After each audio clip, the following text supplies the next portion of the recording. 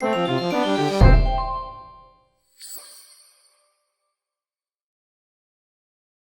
dio un pantallazo y hay dos imágenes, por eso les quería que se ponga más bien adelante, porque no sé qué tan grande se ven, pero acá tenemos el Uncharted, un juego muy conocido, unos niveles increíbles, y por allá tenemos uno de mis juegos favoritos que es el Batman, donde lo tenemos ahí grabando medio agachado. Pero bueno, nada, ejemplos de niveles, como les digo, hay niveles de exterior, de interior, bien, por ejemplo, el juego de Batman, el Arkham Asylum, tiene un montón de niveles de interior que son excelentes, bien, no son necesariamente ni chicos ni muy grandes, sino que son simplemente excelentes, o sea, están muy bien diseñados.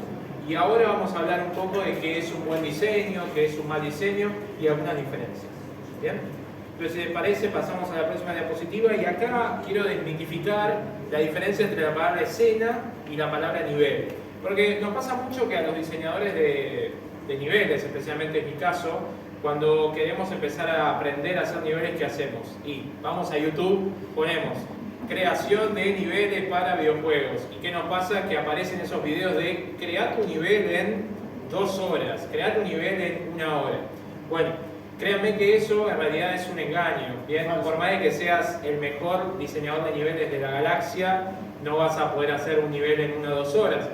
O sí, pero por ahí no va a tener la calidad que debería tener, ¿bien? Y lo que se hace muchas veces en estos videos es que se crea una escena, en realidad, ¿bien? Y ahí tenemos la diferencia, ¿no? Las escenas, normalmente, estas escenas que se crean normalmente para concept, para presentar, para mostrar, o para una escena de una película, una serie, normalmente tiene una sola perspectiva. Y ustedes van a ver que se pone una cámara y el que está diseñando el nivel empieza a meter cosas en foco, sacarlas de la cámara, ¿no? Eso es una escena, ¿bien?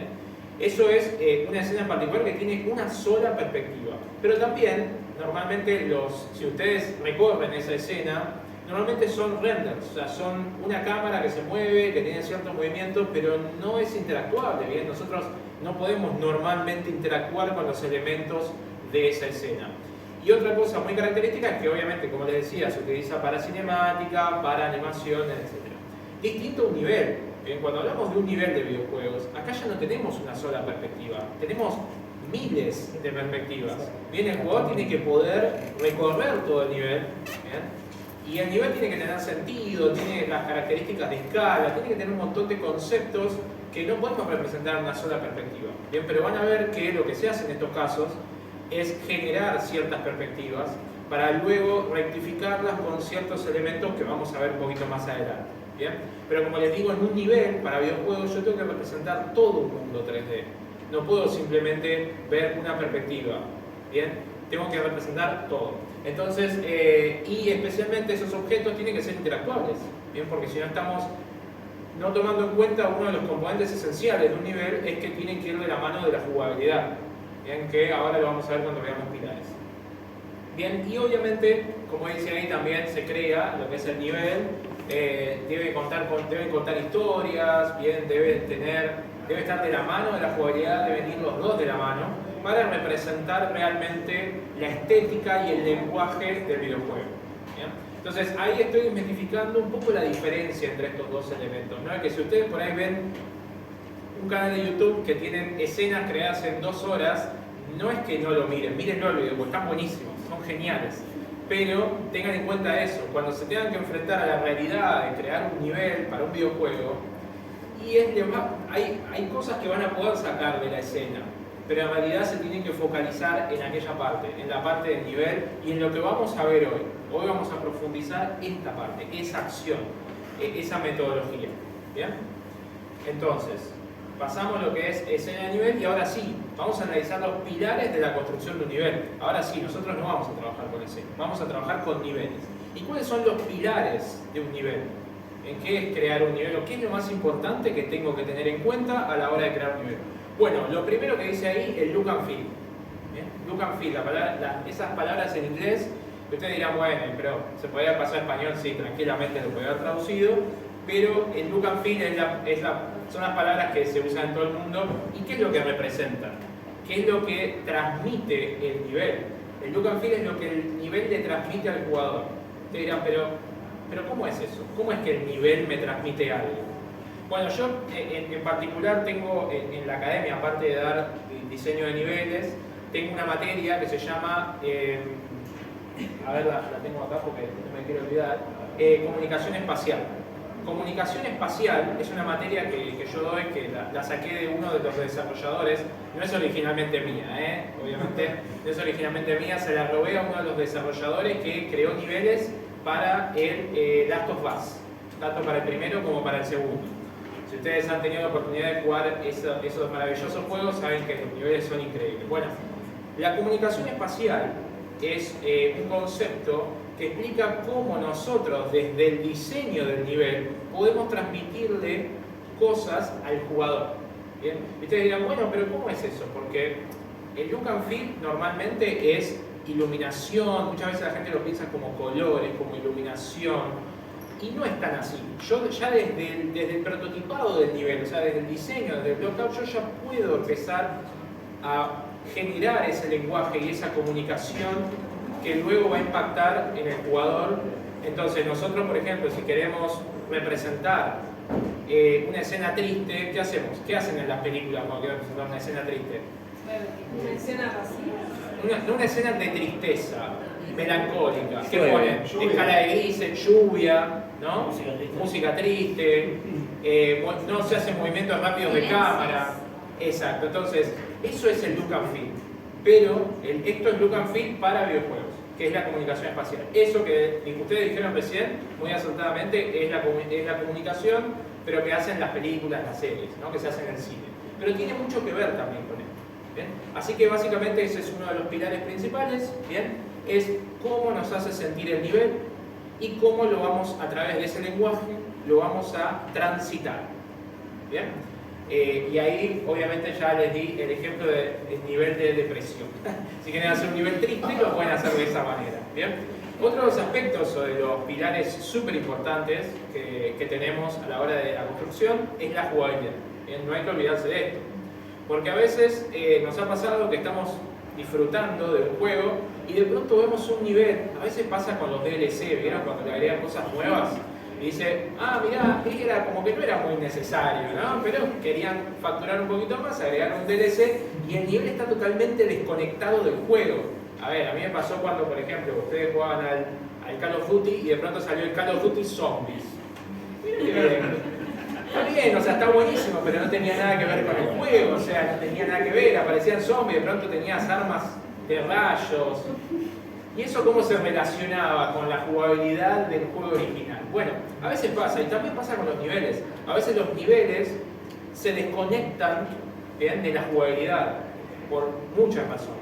Y eso hay que tenerlo muy en cuenta. ¿Bien? Es muy importante cómo uno interactúa como jugador con el entorno y cuáles son las diferentes posibilidades que me da el nivel a nivel jugabilidad. Un claro ejemplo de esto son, por ejemplo, en comunicación espacial, los múltiples caminos. Vieron que a veces ustedes están jugando, llegan a una parte y tienen que decidir hacia qué lado ir, pero después da la casualidad que en realidad esos dos caminos se juntan mucho más adelante. Bueno, eso se llama engaño espacial o una cosa así, o de decisión, algo de decisión, engaño de decisión, o falsa decisión, algo así.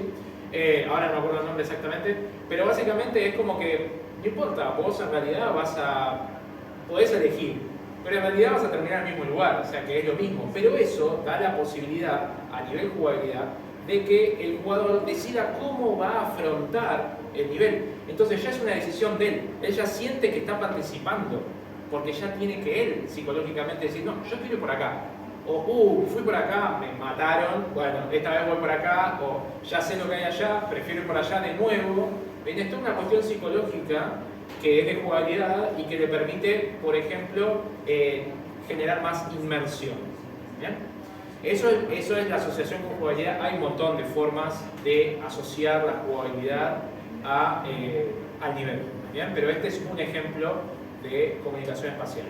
Y por último, pero no menos importante, la historia. ¿Bien? Los niveles tienen que ayudarnos a contar la historia.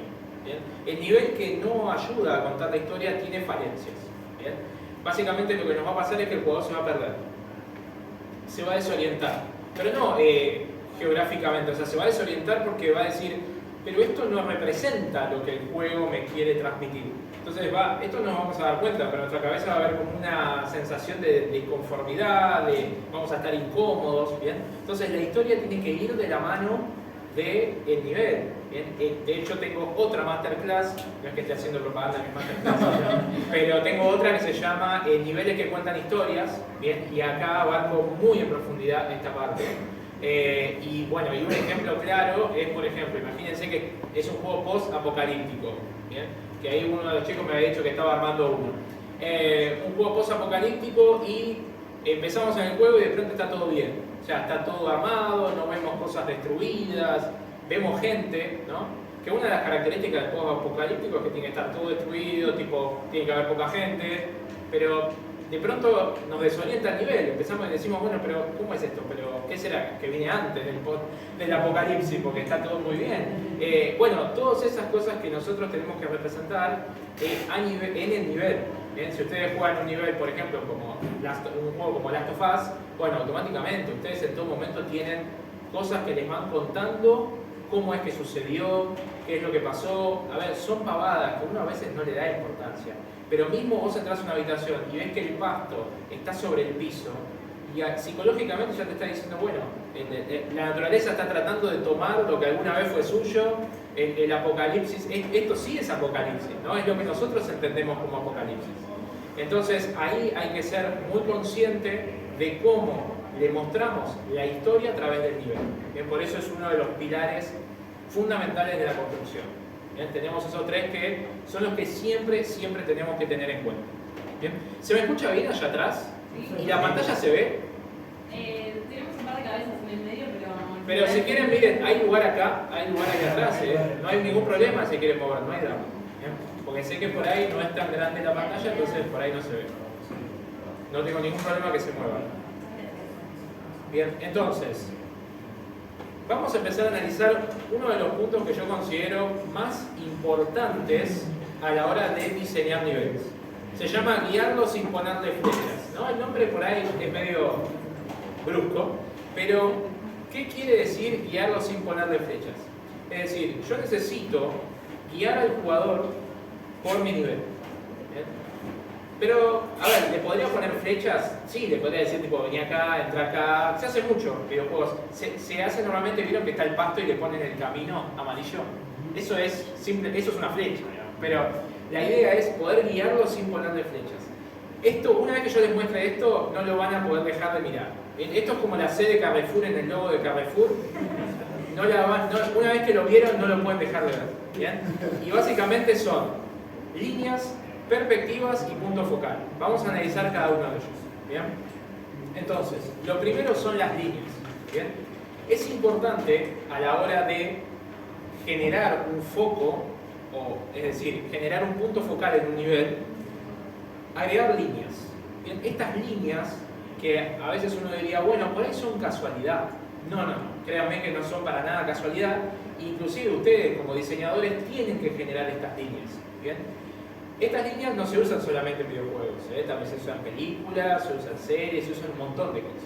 Y estas son las que yo les digo que una vez que las vean no las van a poder dejar de mirar y van a decir, mirá, la línea, ¿será casualidad? No, nunca es casualidad. ¿Bien?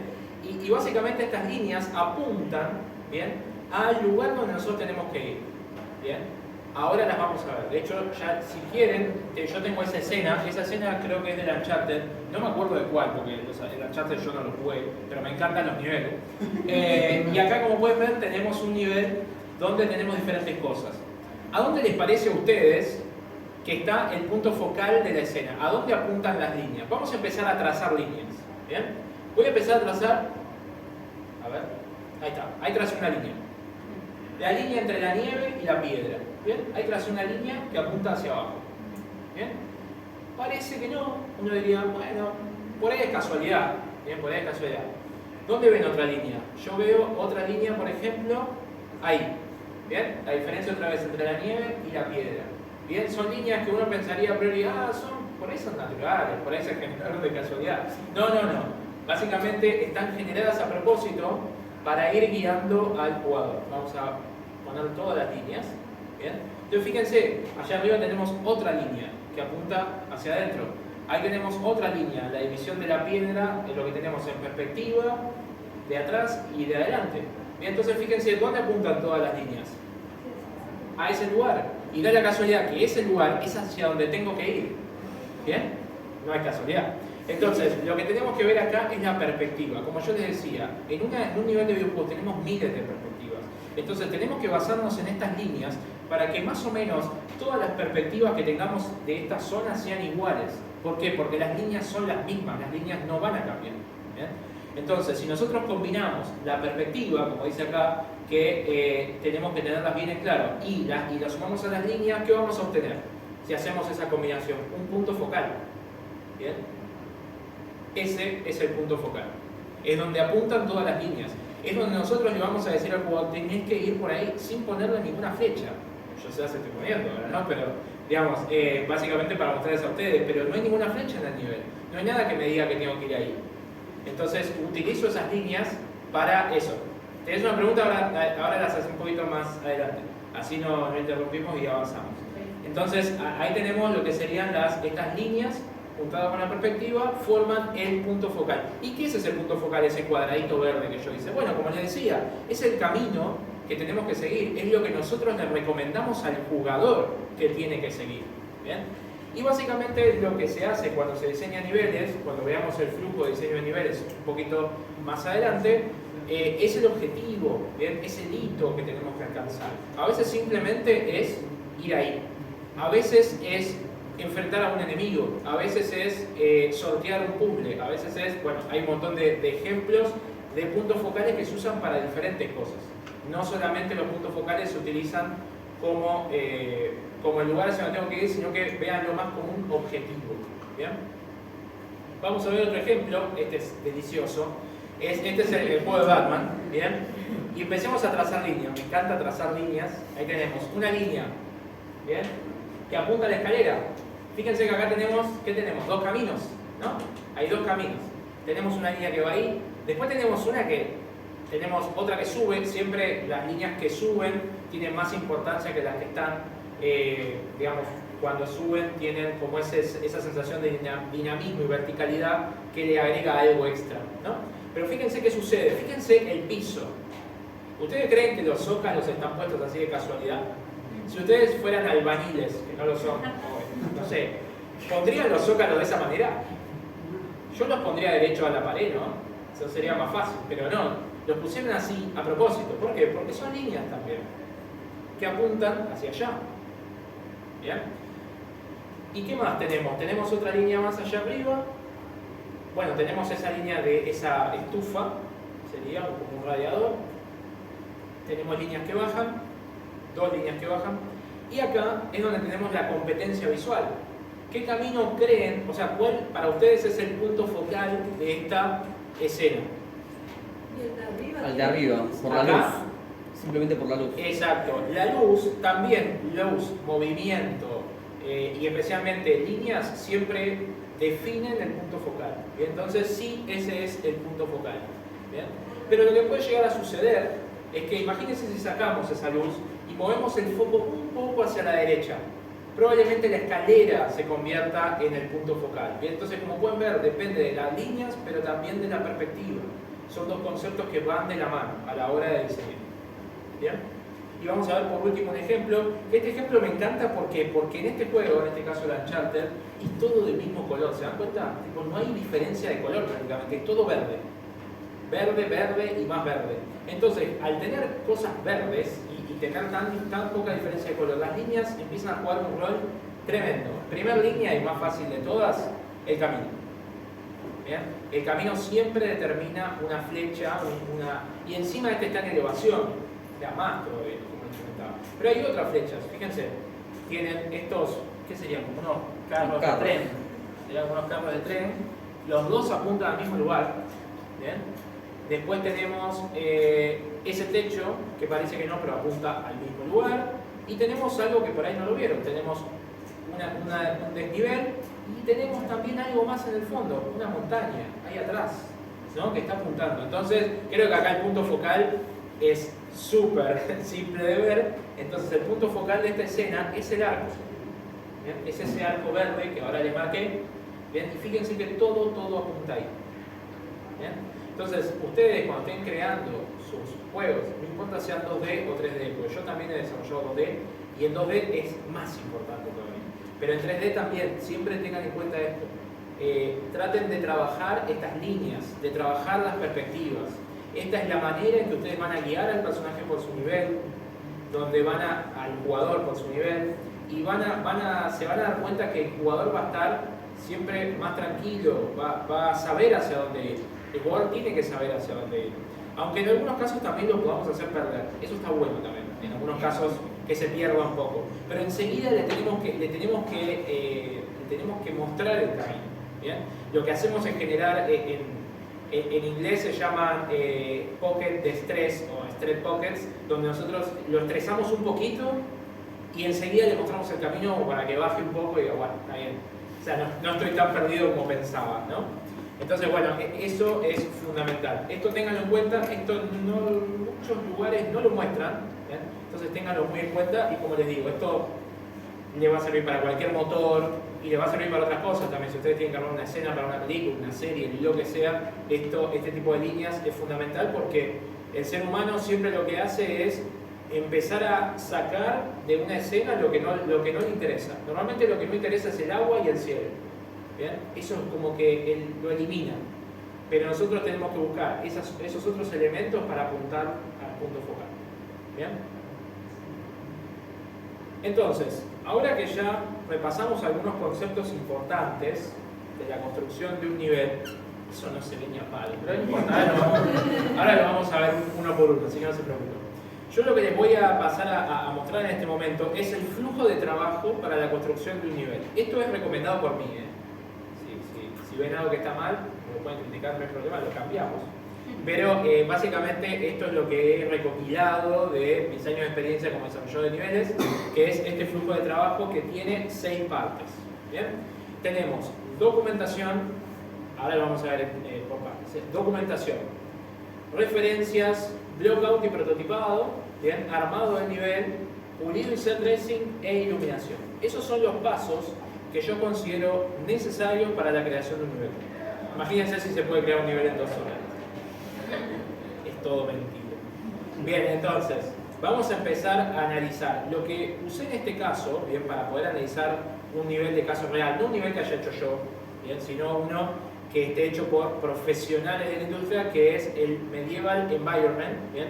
Este environment se creó en Unreal Engine 5, si no me equivoco, y ahora lo actualizaron para la nueva versión 5.3, porque bueno, tiene nana y otras cosas que no me voy a hablar de Unreal ahora, pero bueno, tiene un montón de características muy interesantes y yo como un material de estudio lo recomiendo. ¿Bien? Es un nivel de estilo realista, ¿bien? Que básicamente es un recorrido que hace un personaje que va, bueno, medio una historia de terror donde hay un pueblo medieval muy oscuro, pero tiene características muy interesantes, hay una parte prendida a fuego. Bueno, ahora después tengo un video, así que después lo vamos a ver en profundidad. Pero yo utilicé este nivel como ejemplo, como referencia, ¿bien? Para mostrarle todos estos pasos que hay que realizar a la hora de crear un nivel. ¿Bien? Entonces, vamos a empezar por los 2 primeros. Documentación. Esto no le gusta a nadie. Esto no le gusta a nadie, pero créanme que es muy, muy necesario. ¿Bien? Por suerte el diseñador de niveles no lo suele hacer. No en muchos casos, ¿bien? Pero normalmente se lo dejamos al game designer, que se encargue de toda esta parte que no queremos hacer, pero sí hay una parte que sí vamos a hacer. ¿Bien? En realidad, ¿qué es documentar el nivel? Nosotros tenemos que documentar el nivel de qué manera. Primero tiene que estar el GDD, el Game Design Document. Normalmente el Game Design Document es un documento que crea el Game Designer. Si quieren, acá hay lugares, si quieren sentar allá atrás.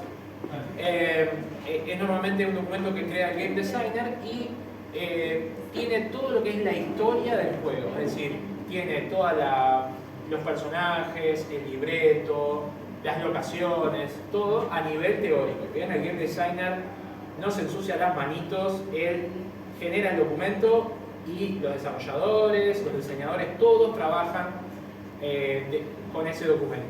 ¿Bien?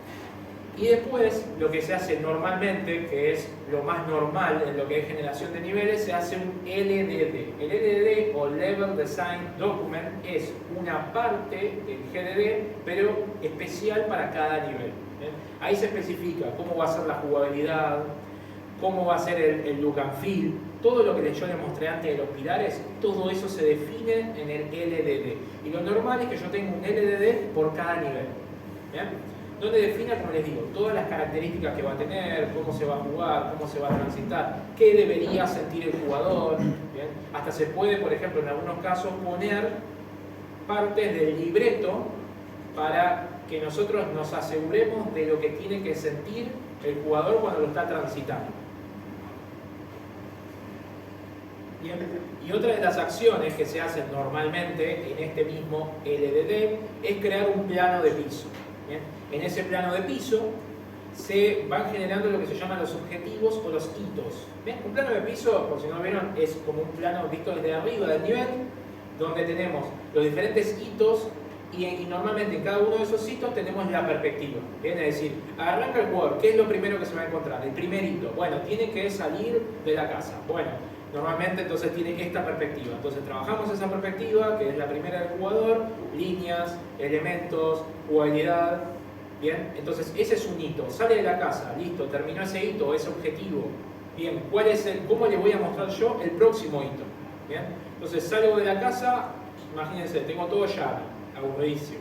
Entonces digo, bueno, le tengo que mostrar el próximo objetivo, el próximo punto focal. Le pongo dos líneas así, una cosa elevada, listo, ese es el punto focal. Chao. Entonces yo sé que tengo que llegar a ese lugar. ¿Cómo voy a llegar a ese lugar? Bueno, eso es parte de la jugabilidad. Entonces, yo lo que tengo que hacer es eso, justamente en el plano de piso, empezar a definir esos hitos. ¿Bien? Eso básicamente es la parte de la documentación, como les digo, puede ser súper aburrida, pero es súper importante. Después tenemos el próximo paso, una vez que ya tenemos esa documentación, pasamos a lo que son las referencias. ¿Bien? Las referencias, como dice ahí, provienen normalmente de dos lugares. De concept art, ¿bien? Que no sé si conocen el rubro, pero el concept artist normalmente es un ilustrador 2D que se encarga de generar conceptos de cómo se vería el nivel. ¿Bien? Es decir, genera dibujos, no siempre tienen que tener color, como pueden ver, estas 4 imágenes son conceptos que generaron los desarrolladores de Quixel, en este caso, para cómo se va a ver el nivel. Fíjense que no le pusieron color, simplemente son líneas, en muchos casos no tienen ni siquiera demasiada definición, son simplemente elementos que luego los desarrolladores, los diseñadores del nivel van a tomar como referencias. ¿Bien? Son conceptos. Si tenemos un concept artist, básicamente vamos a utilizar sus conceptos. Ahora, también, normalmente lo que se hace es salir a buscar conceptos afuera, ¿no? Abro ArtStation, abro, no sé, un montón de páginas que hay por ahí y empiezo a buscar referencias, ¿no? Pongo casa medieval, pueblo medieval, entonces empiezo a tomar también esas referencias y genero, ¿bien? Lo que se llama un documento de referencia, que son estos de acá abajo que pueden ver, ¿bien? Que básicamente los documentos de referencia, lo importante es poder categorizar las referencias, ¿no? Normalmente cuando uno toma esas referencias tiene que escribir hacia qué van apuntadas, es decir, digo, bueno, pues apunto, esto va a ser referencia de casa, referencia de agua, referencia de iluminación, referencia de... Entonces, eso es lo fundamental, tener las referencias bien organizadas, ¿bien? En este caso hay varios programas que lo pueden hacer, yo en mi caso uso Miro, ¿bien? No sé si lo conocen, se los recomiendo, y ahí tengo todo, tengo los diagramas, tengo todo ahí, inclusive también el tema de las referencias. Entonces, como eso me permite que el diseñador se involucre, trabaje en conjunto con los concepts y con los diseñadores de niveles para que todos en su conjunto puedan opinar y decir, che, mirá esta referencia por ahí, o esto, o mirá qué interesante, vos miraste en esta imagen solo el agua, pero mirá qué interesante esto, mirá qué interesante lo otro. Entonces, así es como se puede ir trabajando en conjunto. ¿Bien? Y básicamente lo que se genera en esa parte de las referencias es el feeling, es decir, cómo se debería sentir visualmente mi nivel. ¿Bien? Entonces, esos son los dos primeros pasos.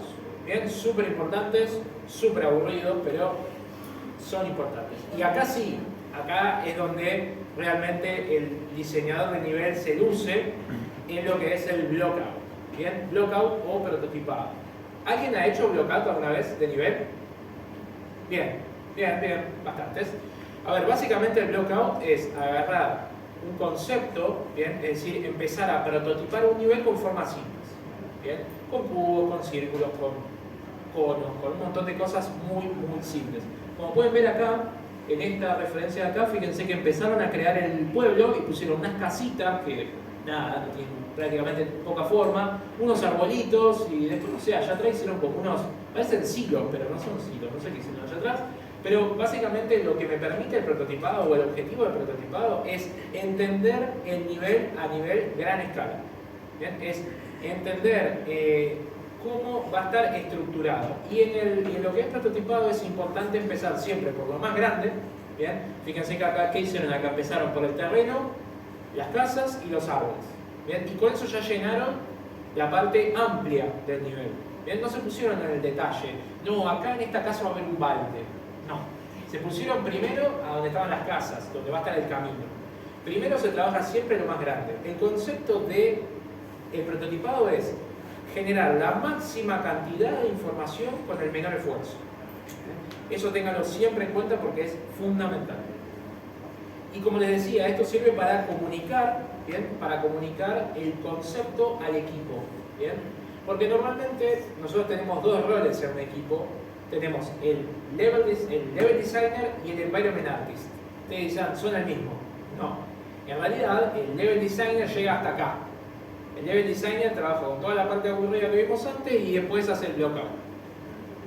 Después, a partir de acá, ya es problema del environment artist. Ese sí es la persona que por ahí ya tiene más conceptos de diseño 3D, de colores, de texturas. Bueno, ya está como en otro lugar. ¿Bien? Normalmente cuando nosotros somos indies hacemos todo, o sea, hacemos todo. Entonces normalmente no vemos esa diferencia, pero en las empresas grandes pasa que existe normalmente esa diferencia. ¿Bien? Y como dice acá, la palabra clave es composición. ¿Bien? Fíjense que acá yo puse una perspectiva, yo no, la gente de Quixel puso una perspectiva muy simple. Y fíjense cómo con estas paredes grises fue generando el camino. Y esto, ¿para qué puso esas paredes? ¿Para qué piensan que puso esas paredes ahí? Línea, bien, allá gritaron línea, muy bien, muy bien. Ahora no las pueden dejar de ver. Entonces sí, lo que hizo fue generar líneas, decir, bueno, yo cómo oriento al jugador para que vaya para allá y que de pronto no le haga la loca, se dé vuelta y se vaya para allá. No, tengo que generar estas líneas. Estas líneas, fíjense, o estas paredes, después las reemplazaron por estas vallas de madera, que cumplen exactamente la misma función. ¿Bien? Pero en este punto no es necesario. Pongo estas paredes y listo. No me preocupo, no pierdo tiempo. ¿Bien? Y mucha gente cuando empieza a hacer niveles, lo primero que hace es, ay, a ver, me voy a fijar cómo se va a ver mi nivel. Y empiezan a buscar cómo es la iluminación, cómo son los colores, cómo son las texturas. Dicen, ay, yo quiero que mi juego sea stylized. O no, ay, quiero que el mío sea realista. Y me dicen, che, mirá, quiero hacer un videojuego. Ah, bueno, bárbaro. ¿Y por qué etapa vas? No, estoy mirando cómo se ve. Ajá. ¿Y el blockout? No, bueno, el blockout, viste que se hace rápido, no importa. No. Mirá, empezaste mal. Tenés que empezar primero por el blockout. Primero va esto, primero va la jugabilidad. Siempre que tengan que empezar a diseñar, primero empiecen por el prototipo, tanto de la jugabilidad como de su nivel. ¿Bien? Cuando puedan seguir iterando este modelo y logren que esté como ustedes quieren, ahí sí empiecen a trabajar con la parte estética. Pero hasta que esto no esté terminado, no se toca la parte estética. De hecho, la gente de Quixel se ve que tenían un poco más de tiempo por ahí que otros diseñadores, y ellos hicieron como un intermedio donde hicieron esta parte, que es un blockout. Fíjense que le pusieron tipo field, o sea, ¿qué va a hacer, no? Field, una cosecha, y fueron un poquito más allá. ¿Bien? Ellos fueron un poco más allá, donde hicieron como un prototipo intermedio entre el agregado de assets y el prototipado. Pero yo les recomiendo que esto no lo hagan y se mantengan ahí, ¿no? Se mantengan en ese lugar. ¿Bien? Entonces, no les puedo expresar lo importante que es tener un buen blockout para realmente crear un buen nivel. De hecho, en esas masterclasses que yo les comentaba, tanto especialmente en lo que es comunicación espacial, directamente eso se hace en blockout. No se hace comunicación espacial en niveles terminados. Bien, cuando el nivel está terminado ya es demasiado tarde para hacer comunicación espacial. Bien, entonces tengan eso en cuenta. Bien. Luego del prototipado viene lo que es el armado del nivel. Bien, que es lo que yo les decía, esto ya es un poco más el trabajo de Mario Menartis, pero obviamente también lo vamos a repasar, que es lo primero que hay que hacer es reemplazar.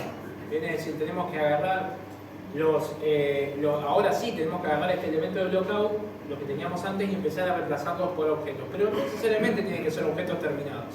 Normalmente lo que se hace son diferentes fases donde se empieza primero a agregar diferentes elementos. ¿Por qué? Porque si nosotros cambiamos todo de una, ¿qué nos va a pasar? Vamos a perder las líneas. ¿Bien? Entonces nosotros tenemos que priorizar las líneas, entonces vamos cambiando cosas de a poco para no perder las líneas.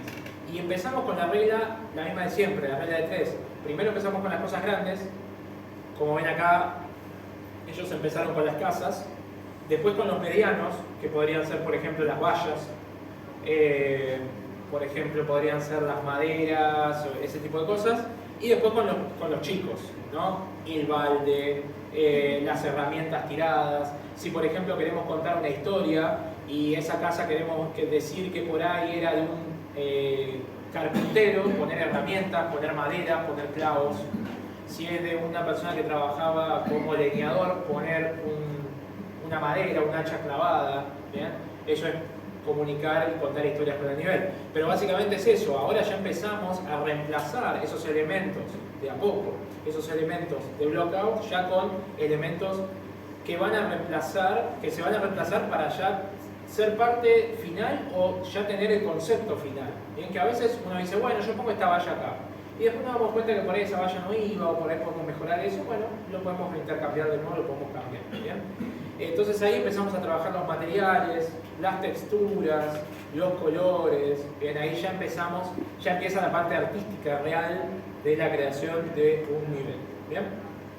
Normalmente en estos casos lo que se prioriza es variar. Bien, se usan varias reglas de 3, donde se usan 3 elementos diferentes normalmente. Es decir, no uso el mismo elemento para todo. Vieron el ejemplo del Uncharted. La gran mayoría era césped, pero había madera y había piedra. Entonces siempre hay una regla de mínimo 3 elementos. Siempre hay que tener 3 elementos en una escena. 3 o más, ¿no? Pero siempre mínimo 3. Si nosotros hacemos una escena que sea todo vegetación, va a carecer de sentido. Y después también hay otra regla de porcentaje de iluminación. Bueno, hay un montón de reglas que no me voy a meter ahora en profundidad, pero bueno, yo las suelo enseñar en creación de nivel, ¿no? Después tenemos otra etapa muy importante, y ya no nos falta mucho, que es pulido y set dressing. ¿Bien? Es decir, ahora que ya tenemos el armado de nuestro nivel, fíjense que en ningún momento hablé de detalles. ¿Bien? Hablé de objetos grandes, objetos medianos y objetos chicos, pero en ningún momento hablé de detalles. ¿Bien? ¿Qué es detallar una escena? Bueno, normalmente es lograr que la escena sea creíble. ¿Bien?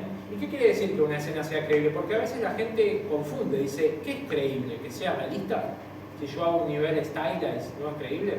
No, creíble quiere decir que cuando uno la ve, no sienta la incomodidad en su cabeza. Porque cuando uno ve una habitación y ve que la proporción por ejemplo, que la pared no tiene la misma proporción del piso y el techo, ahí ya tenemos una diferencia geométrica que nos genera algo en la cabeza. No nos damos cuenta por ahí, pero nos sentimos incómodos ante eso. Bueno, básicamente lo que nosotros tenemos que hacer en estos casos es lograr que sea creíble el nivel. No tiene nada que ver con el estilo. Es decir, que el nivel nosotros podamos creer que existió alguna vez. Básicamente eso. Ahí hay un juego que me encanta, que es el Sea of Thieves. No sé si lo jugaron, a mí me gusta mucho, lo disfruto un montón. Es un juego que es stylized, ¿bien? Que no tiene un estilo realista, es totalmente stylized, pero es realista. ¿Por qué? Y porque la bala de cañón tiene una trayectoria y cae, me puedo subir un barco, hay agua, me puedo ahogar. Entonces tiene un montón de mecánicas realistas. El nivel es creíble, por más allá de que no sea realista. ¿Bien? Entonces hay un montón de ejemplos que no me voy a meter ahora, pero como les decía, es generar este realismo. ¿Y qué es lo que pasa mucho en los niveles? ¿No vieron muchos juegos, especialmente los viejos, que se nota mucho el encuentro de un asset y otro? El tipo está así y tienen así como que se ve una línea dura. Sí. Bueno, esa línea dura es la que nosotros tenemos que cortar. porque se nota que es un videojuego. Nosotros tenemos que lograr ese realismo. Entonces, uno de los elementos del pulido y del set dressing es cortar esas líneas duras, ¿bien? Porque en la realidad nada es una línea dura, ¿bien? Perfecta. Tenemos detalles, ¿bien? Lo podemos ver en cualquier lado. A ver, fíjense, el techo, o sea, acá está bastante bien, ¿vale? Pero digo, la alfombra nunca es perfecto, siempre hay un detalle, hay un cambio, entonces nunca es totalmente perfecto, ¿bien? Entonces, eso es lo que nosotros tenemos que lograr. Otra de las cosas, una de las herramientas que utilizamos normalmente para cortar es la vegetación, ¿bien? La vegetación, los decals, ¿bien? Estas estampas de humedad, de rotura, se resquebrajó el cemento, todas esas cosas son las que realmente le dan realismo y les permiten a ustedes en esa etapa empezar a contar historias con sus niveles. Es eso lo que les permite. Es ese pulido que ustedes tienen que hacer. ¿Bien? Y acá sí ya nos ponemos en el detalle. En esta etapa sí, en esta etapa es donde ustedes van a pincelar como un artista y van a crear esa locación. Van a apagar la computadora y el otro día la van a mirar y no les va a gustar, y la van a hacer de nuevo, y la van a hacer de nuevo. Bueno, la perfección, como dicen, es el enemigo del artista, ¿no? Entonces, bueno, ahí es un tema, ¿no? Pero esa es la etapa para ponerse artísticos. ¿Bien? Creo que no me faltó nada. Bueno, no, está perfecto para contar historias. Y después, último pero no menos importante, la iluminación. Bien, fíjense todo lo que pasamos para llegar a la iluminación, ¿no? Por eso a veces vienen y me dicen, no, yo estoy pensando que mi locación tiene que estar oscura. ¿Qué hiciste atrás? ¿Pasaste por todas las etapas? Bueno, la iluminación. ¿Qué hace la iluminación? Bueno, la iluminación normalmente genera el mood, ¿no? Esto sí ya también está relacionado con el tema del sentimiento. ¿Qué le queremos expresar al jugador? Un ejemplo muy claro de esto es, imagínense si yo quiero hacer un juego de terror y pongo a nuestro personaje en una plaza a la 1 del mediodía con un sol radiante, ¿bien? Y unos chicos jugando ahí cerca de él. ¿Qué estoy expresando? No estoy expresando totalmente equivocado. O sea, eso no es un juego de terror. ¿Bien? ¿Por qué? Porque el terror está asociado a la oscuridad, ¿bien? A no saber qué es lo que se viene. Le da miedo a la calle. Bueno, puede ser que tenga algún problema de tiene miedo a la gente, pánico social, bueno, puede ser. Pero en este caso no, entonces tengan eso, la iluminación es eso, es para setear el mood, ¿bien? Es lo último que tienen que trabajar, pero es muy importante.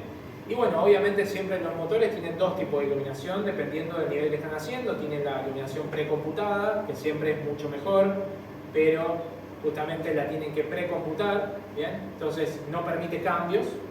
Y después tiene la iluminación dinámica, que es la que se está usando mucho últimamente, que normalmente sí es mucho más propensa a los cambios, se trabaja mucho mejor con ciclo de día y noche, bueno, todo eso, pero obviamente es mucho más estresante para la GPU en este caso, ¿bien? Entonces nada, eso para tener en cuenta. Pero acá es donde ustedes, por ejemplo, el ejemplo de Batman, ¿se acuerdan de los múltiples caminos? Eso es pintar con luz, se llama, ¿bien? Pintar con luz es cuando uno utiliza la luz para apuntar hacia un punto focal, ¿bien? Se utiliza en un montón de juegos, en un montón de desarrollos, ¿bien? Entonces ahí pasamos por todas las etapas que yo recomiendo necesarias para la creación de un nivel, ¿bien? Espero que no haya sido muy aburrido. Ahora les voy a pasar un video. ¿Esto tiene audio? Sí, ¿no? ¿Frank? ¿No tiene audio esto? No. Bueno, lo vamos a ver entonces en off. A ver ahí. Este es el nivel que les mencionaba. Este es el nivel de que hizo Wixel, no lo hice yo, no me lo voy a atribuir. Y como pueden ver, este es el resultado final. ¿Bien? Fíjense qué interesante cómo utiliza los árboles para apuntar hacia abajo. Ya les dije que no lo pueden dejar ver. Fíjense ahora cómo esto apunta hacia allá. ¿Bien? El camino. ¿Bien? Fíjense las montañas atrás apuntan hacia un lugar también. Ahí tienen todos los detalles, ¿no? Este es un nivel totalmente terminado. Tienen detalles de lo que es el barro. Esto también muestra que fue pisado, ¿no? Que hay gente que ha transitado por este lugar. Bueno, ya les digo, esto es interesante porque es una presentación de un environment de pleno día, pero es de terror, porque este cosa se nos va acercando a medida que vamos avanzando. Entonces como que se te va acercando, vos vas mirando para atrás y se te va acercando cada vez más. Hasta que en un momento desaparece. Bueno, igual hay cortes, ¿no? Es bastante largo el video. Traté de que no sea tan largo. Bueno, como pueden ver, hay detalle, ¿no? Fíjense cómo las perspectivas van cambiando, pero está todo muy cuidado. ¿Bien? Fíjense cómo las líneas de ese lugar nos dicen pintar con luz, todo oscuro, pero ahí bien iluminado.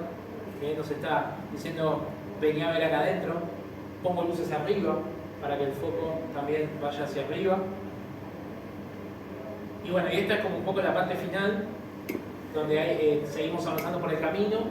Y bueno, el sonido es muy bueno, la verdad, pero bueno,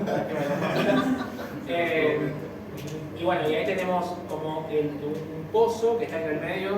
Se los voy a spoilear, después nos acercamos al pozo y viene el espantapájaro y nos empuja adentro y nos caemos al pozo. Sí.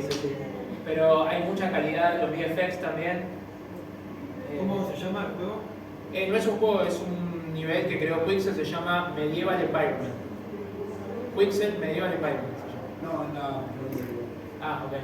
No sé si era vos que me la... Bueno, ahí terminó el video, pero bueno, básicamente era para mostrarles una sample de un video real y qué es lo que se puede lograr realmente cuando respetamos todos estos pasos y obviamente tenemos muchas habilidades como la gente de Quixel, ¿no? Así que bueno, con eso ya finalizamos la presentación.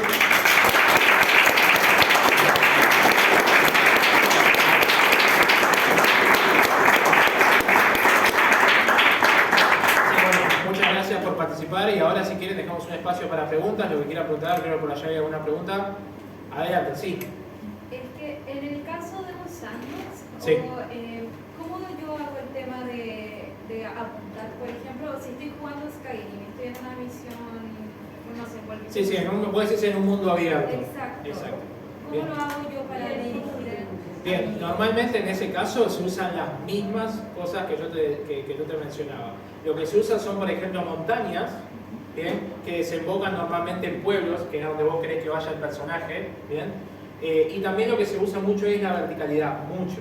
Donde vos tenés que los pueblos, fíjate que esto se usa esa psicología, normalmente los puntos focales de los pueblos se suben, ¿bien? Y vos los podés ver en mucha distancia, entonces vos siempre tenés un objetivo, ¿bien? Y normalmente lo que se hace es, se generan como si fuera desde el pueblo hacia afuera, se generan caminos, pero que en realidad no son hacia afuera, sino que son hacia adentro. Y eso te generan flechas automáticas, líneas automáticas que van hacia el pueblo y después tenés las montañas. Fíjate que siempre los pueblos normalmente están rodeados por montañas, pero eso es una decisión estética para poder apuntar a los pueblos. ¿Bien? O bien, mírenlo, por ejemplo, cuando arman un castillo que lo ponen en una colina, ¿no? Imagínate si vos haces un castillo y lo pones en un pozo, no hay nadie. Entonces lo pones arriba, esa verticalidad y esa línea apuntan siempre hacia arriba. El cielo se elimina, porque como te decía, el cielo y el agua normalmente se eliminan. ¿Y qué trabajas ahí? Con la silueta. La silueta también genera esa referencia y esa verticalidad. Y en los mundos abiertos es lo único que podés hacer, es lo único, porque de otra forma no tenés. Si no, lo que se hace mucho es quest, flecha, ahí sí, flecha, y bueno, si tenés que ir para ahí, te va guiando el mismo juego, ¿no? Pero digamos, a nivel de level design se usa eso normalmente.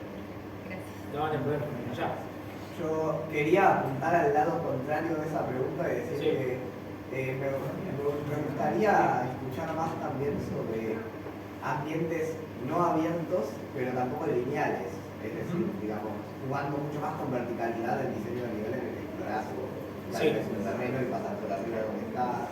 O cómo la arquitectura, un espacio abierto te invita a quedarte, en cambio uno más cerrado da sensación de pasillo y definitivamente uno quiere avanzar y salir de ese espacio. Sí, no, a ver, esa parte yo, digamos, la doy mucho en lo que es, como te decía, comunicación espacial. Lo que se usa en los niveles cerrados, por ejemplo, es el pitching, ¿viste? Cuando es como pellizcar en inglés. Bueno, vos lo que haces es al personaje le pellizcás el nivel. ¿Qué quiere decir? Vos tipo como que tenés un espacio abierto, esto estoy hablando cerrado, no espacio tipo al aire libre, sino un espacio cerrado donde vos qué haces, le pellizcás el espacio para que le obligás a ir a un espacio cerrado para guiarlo donde vos querés, lo parás en el lugar donde vos querés y ahí empezás a trabajar con la perspectiva. ¿Bien? Entonces ahí vos podés trabajar con la perspectiva. ¿Por qué? Porque sabés exactamente dónde está parado en ese momento, porque justamente se llama pellizcar, porque vos lo que haces es achicar el espacio para ponerlo en un lugar y ahí trabajar con la perspectiva. Y ahí lo movés aunque sea en un lugar cerrado. Esto lo hace muy bien el Batman Arkham Asylum, analizás esos niveles, tienen mucho de eso. Es todo cerrado, porque la gran mayoría del tiempo estás adentro del asilo con todos los malos. Y sin embargo el nivel es bastante lineal, pero tiene partes donde vos tenés que tomar una decisión. Y usan líneas, perspectivas y estos elementos de pellizcar el nivel para determinar a dónde vas a direccionar al jugador. Y no solo eso, sino que después sabes lo que hacen revealing. ¿Qué quiere decir? Primero pellizcan el nivel y después atravesás una puerta y de pronto el nivel se abre. Esto es lo que hace Last of Us. Last of Us hace eso un montón de veces. Y eso es tremendo porque es como que te genera una revelación. Para la cinematografía, más que nada también. Para la cinematografía también, pero yo ahora estoy hablando de videojuegos. Pero para la cinematografía también hay digo, tipo de Last of Us, que es un juego lineal, pero de contar una historia, es muy wow, ahora saliste al wow. Exacto. No, aparte ellos aprovechan todas las oportunidades que tienen para contar la historia. Entonces, sí, es un juego que prácticamente es una película. Entonces, es un ejemplo muy claro de eso. Y tiene muchas de esas partes. Ya, estamos ahí por ahí que se otra pregunta. No, está bien, no hay problema. Bien. ¿Allá? Sí. Y si yo quisiera trasladar este concepto de líneas focales a un juego 2D tipo plataformero Metroidvania, yo sé que parece como muy sencillo, pero trato de pensar el concepto y no me sabría ver cómo puedo guiar a un jugador de por ejemplo, un Hollow Knight hacia donde yo quiero ir cuando realmente tiene una libertad de exploración. Exacto. Bueno, en ese tipo de juegos lo que usan son las mismas plataformas para poner flechas, pero también sabes lo que usan en muchos casos, el background, es la parte de atrás. Sí. Que mucha gente no le da importancia en ese tipo de niveles. Dicen, el background le pongo ahí un calabozo, unos ladrillitos y chao. No, utilizan mucho eso también para apuntar. ¿Bien? Y vos fíjate que hay un montón de juegos que no le dan mucha importancia al fondo y medio que te perdés.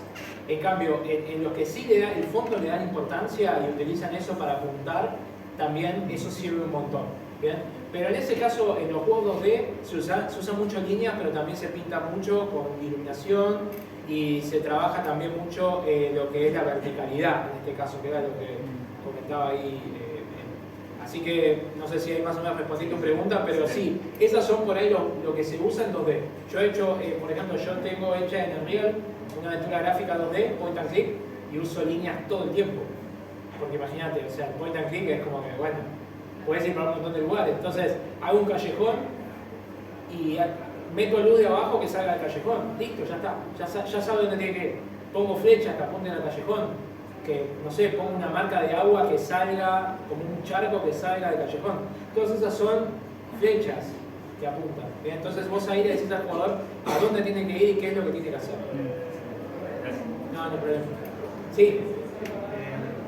Un proceso en donde uno empieza con un lockout, a mí me ha pasado que a veces viene después la persona que tiene que hacer la parte de decorar y todo eso, y se toma algunas libertades y termina así chingando.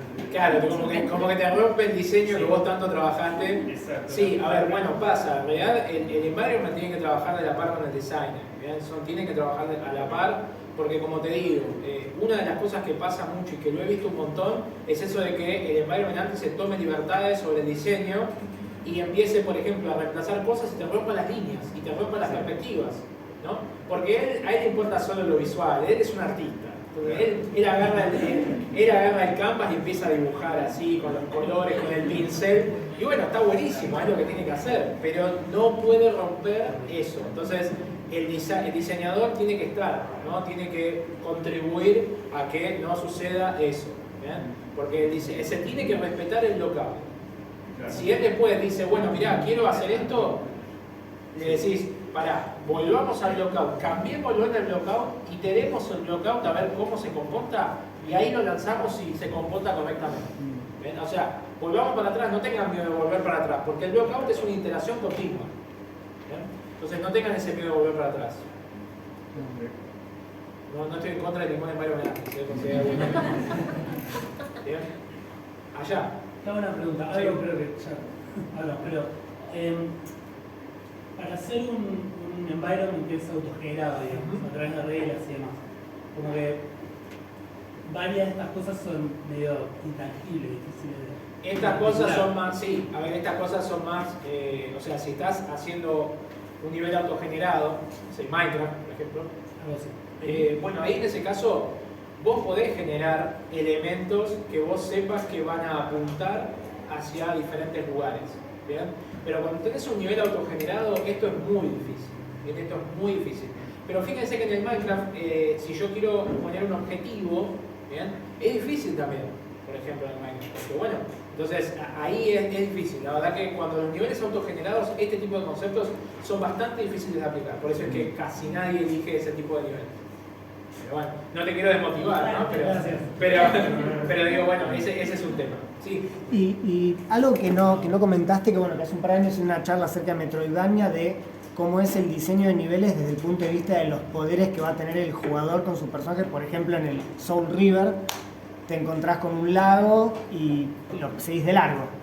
Pero después pasa esto de que ganás el poder de nadar y... Claro, y ahí se te prende la lamparita, Claro. rejugabilidad. Claro. Sí, a ver, sí, se genera mucho eso. Eso es parte de la conexión que tiene el nivel con la jugabilidad. Más estrecha sea la relación entre estos pilares que yo te mostraba, entre la jugabilidad y el nivel, mejor.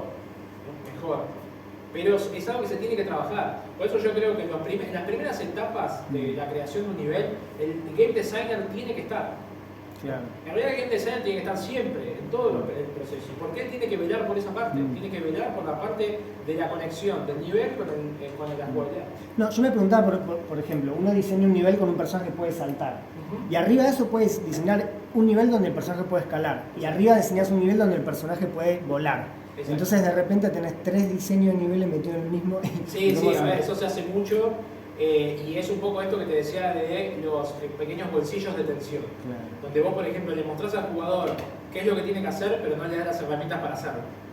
Y eso está bueno porque en comunicación espacial se ve, vos decís, bueno, mirá, llegaste hasta acá. Tipo, vos llegás a un lugar y están todas las puertas cerradas. Y vos decís, ¿y ahora?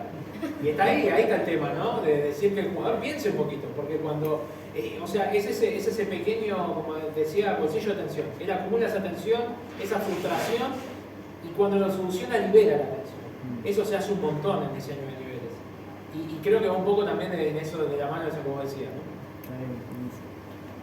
¿Alguna otra pregunta, duda? Allá. Yo llego un poquito tarde, pero Sí. estabas explicando lo de las líneas. El concepto ese, ¿cómo se llama? En realidad, a ver, hay muchas formas de traducirlo, porque en realidad está en inglés. Yo digo como para seguir explorándolo, pero... Sí, mira, básicamente lo primero que tenés que aprender para eso se llama comunicación espacial. ¿Bien? El que lo da muy bien es Peter Field, que trabajó trabajó en el juego de Last of Us. Después que veas eso, el tema de las líneas es otro concepto, bien, que yo lo llamo guiar al jugador sin flechas. ¿Bien? Pero básicamente, si buscas en YouTube perspectivas, líneas en videojuegos, vas a encontrar un montón de material. Va por ese lado. Exacto. Gracias. No hay ningún problema. ¿Otra duda, pregunta? ¿No? Bueno, entonces muchas gracias.